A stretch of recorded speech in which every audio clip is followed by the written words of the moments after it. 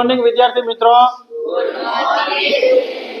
ધોરણ 10 ગણિત પ્રકરણ 3 દ્વિચાલ સુરેખ સમીકરણ યુગ્મ.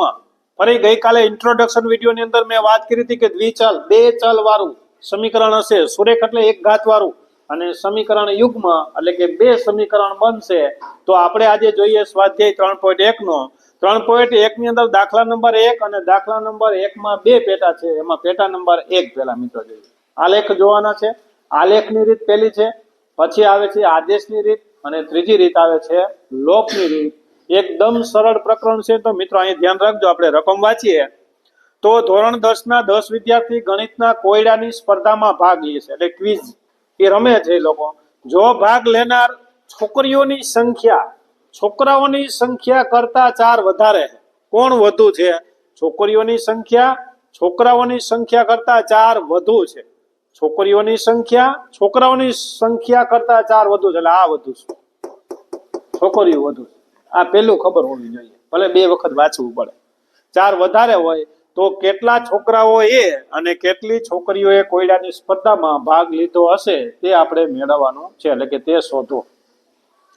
તો જે મિત્રો હું ધારણા કરવી કે છોકરીઓ, ધારો કે છોકરીઓની સંખ્યા x છે, ધારો કે છોકરીઓની સંખ્યા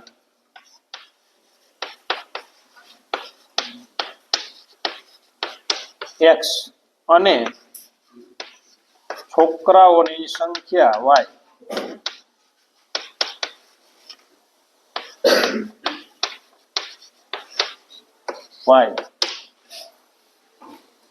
ધોરણ 10 ના 10 વિદ્યાર્થીઓ, તો ધોરણ 10 ના 10 વિદ્યાર્થી એટલે પેલું સમીકરણ બનશે x વત્તા y, એટલે કે છોકરીઓ વત્તા છોકરાઓ બરાબર 10. સમીકરણ નંબર 1. સમીકરણ નંબર 2. બીજું સમીકરણ, જો ભાગ લેનાર છોકરીઓની સંખ્યા કરતા, જો સરખામણી કરી, જો છોકરીઓની સંખ્યા છોકરા કરતા સરખામણીની વાત આવે એટલે બીજું સમીકરણ તમને ખબર હોવી જોઈએ. તરત જ સીધું બીજું સમીકરણ બની જાય x બરાબર y. હવે વિચારવાનું છે કે આપણે શું કરવું. સરખામણી એટલે બરાબર મૂકી દેવાની, બે સમાન છે. અત્યારે એવું માની લઈએ છે કે આ બંને સમાન છે, પણ હવે આપણે વાંચીએ, જો ભાગ લેનાર છોકરીઓની સંખ્યા છોકરાઓની સંખ્યા કરતા 4 વધારે છે. કોણ વધુ છે? તો કે આ છોકરીઓ વધુ છે. હવે આપણે વધુ હોય તો પ્લસ કરવાની વાત આવે, ઓછા હોય તો માઇનસ કરવાની વાત આવે. તો હવે મારે પ્લસ કોમાં કરવા? તો કે ભાઈ આ વધુ છે, તો આમાં પ્લસ કરી દો, બે થઈ ગયું સમાન. આ તમને ખબર હોવી જોઈએ. આ છોકરીઓ કરતા આના કરતા આ વધુ છે 4, એવું છે. આ છોકરા કરતા આ વધુ છે, તો હું આમાં પ્લસ કરી દઉં તો કાંઈ સમાન થઈ જાય, કે આમાં હું માઇનસ કરી નાખું તો પણ સમાન થઈ જાય. તો અહીંયા માઇનસ કરો ને પાછું ઓલી બાજુ જશે તો શું થઈ જશે? પ્લસ થશે. તો આમાં પ્લસ છે, વધુ છે એટલે પ્લસ, તો y વત્તા 4. આ બીજું સમીકરણ બન્યું. હવે બીજા સમીકરણની અંદર આપણે અહીંયા સમીકરણ જે છે અચળ પદ, આ y ને આ બાજુ લઈ લ્યો એટલે માઇનસ y થઈ ગયું અને બરાબર 4. આ સમીકરણ નંબર 2.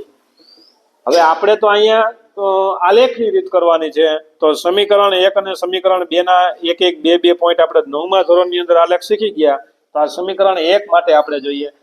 તો સમીકરણ 1 માટે આપણે અહીં બનાવશું, બે જ બિંદુ લેશું મિત્રો આપણે, આ x અને y. x ની જગ્યા પહેલા સમીકરણની અંદર x હું 0 લઈ લઉં, x બરાબર x વત્તા y બરાબર 10. x ની જગ્યાએ હું 0, x બરાબર 0 લેતા, તો 0 વત્તા y બરાબર 10, એટલે કે y બરાબર 10. હાલો 0 લીધો તો y મને 10.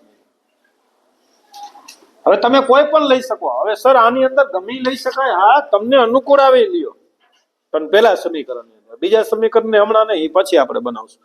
તો હવે આમાં x ની જગ્યાએ હું લઉં, 2 લ્યો, 1 લ્યો, 3 લ્યો, 4 લ્યો, -10 લ્યો.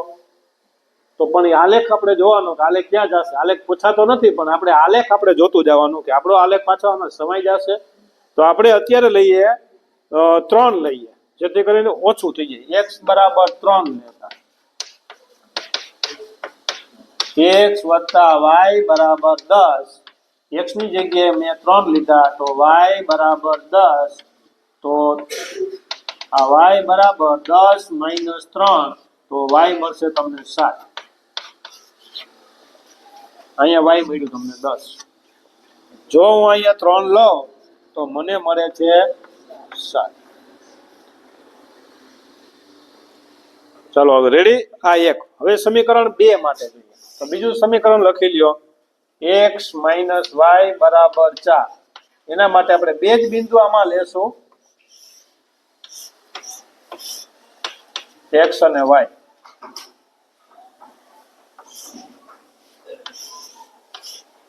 ચલો પહેલા x આપણે 0 લઈએ, x 0 લેશું તો y શું મળશે?